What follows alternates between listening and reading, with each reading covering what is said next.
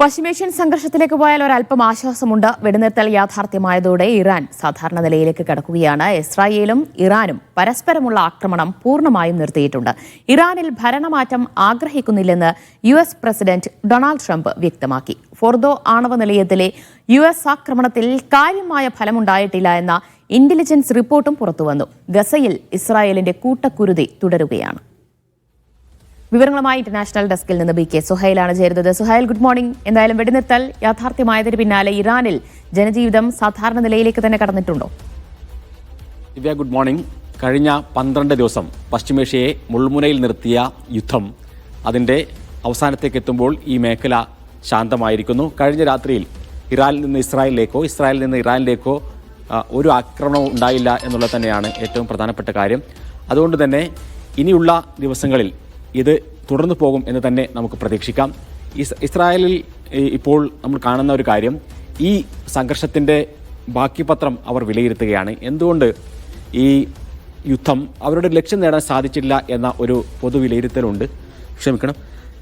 അതുകൊണ്ട് തന്നെ ഇനിയുള്ള ഇസ്രായേൽ ഗസയിലേക്ക് നടത്തിക്കൊണ്ടിരിക്കുന്ന ഈ ആക്രമണവും ഇതേ രൂപത്തിൽ തന്നെ അവസാനിപ്പിക്കണം എന്നൊരു വലിയ സന്ദേശം പ്രതിപക്ഷ കക്ഷികൾക്കിടയിൽ ഉയർന്നു വരികയാണ്. ഇനി ഇറാനിലുള്ള നിലവിലൊരു സാഹചര്യം എന്ന് പറയുന്നത് വലിയ ആഘോഷ പ്രകടനങ്ങൾ ഇറാനിലെ പ്രധാനപ്പെട്ട എല്ലാ നഗരങ്ങളിലും നമ്മൾ കണ്ടു.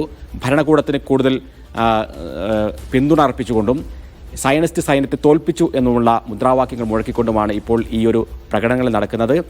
ഇനി അമേരിക്കയിലേക്ക് വരികയാണെങ്കിൽ അമേരിക്ക ഈ യുദ്ധത്തിൽ പങ്കാളിയായിട്ടുണ്ട്. ഫോർദോ ആണവ നിലയം ആക്രമിച്ചിട്ടുണ്ട്. അവിടെ ഇപ്പോൾ ഉയർന്നു വരുന്ന ഏറ്റവും വലിയ ഒരു പ്രശ്നം, ഈ ആക്രമണത്തിൽ ഫോർദോ ആക്രമണം നടത്തിയിട്ട് കാര്യമായ ഒരു നേട്ടവും ഉണ്ടായില്ല, അവിടെയുള്ള ആണവശേഷി തകർക്കാൻ സാധിച്ചില്ല എന്നുള്ള ഇന്റലിജൻസ് റിപ്പോർട്ട് അത് ലീക്കായിരിക്കുകയാണ്.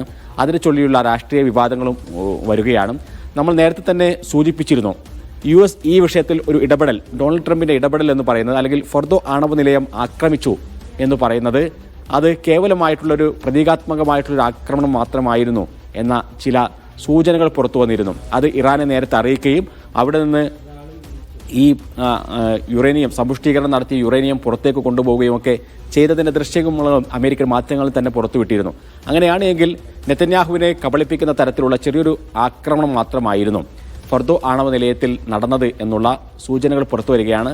അമേരിക്കൻ മാധ്യമങ്ങൾ തന്നെ അത്തരമൊരു ഇന്റലിജൻസ് വിവരം, കാര്യമായി അവിടെ ഒന്നും സംഭവിച്ചിട്ടില്ല എന്നുള്ള ഇന്റലിജൻസ് വിവരം പുറത്തുവിടുന്നു. അത് സ്വാഭാവികമായും അമേരിക്കൻ രാഷ്ട്രീയത്തിൽ വലിയ ചലനങ്ങൾ ഉണ്ടാക്കുന്നുണ്ട്.